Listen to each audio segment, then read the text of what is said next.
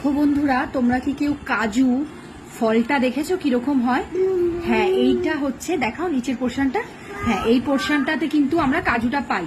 আর এটা কিন্তু এটার সাপোর্ট বা ফল কিছু একটা হবে, আমি ঠিক জানি না। ওটা কিন্তু খায় না, ওটা একটা বিষের কাজ করে। তো এরকম দেখো কতগুলো, এ দেখো আরেকটা ছোট কাজু, এ দেখো আরেকটা।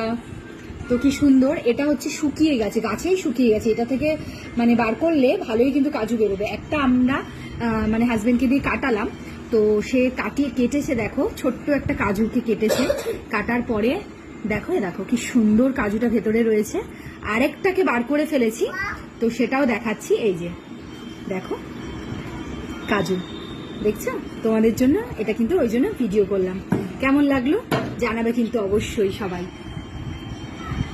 একটা তোমাদের জন্য খুলে দেখাচ্ছি, দেখো।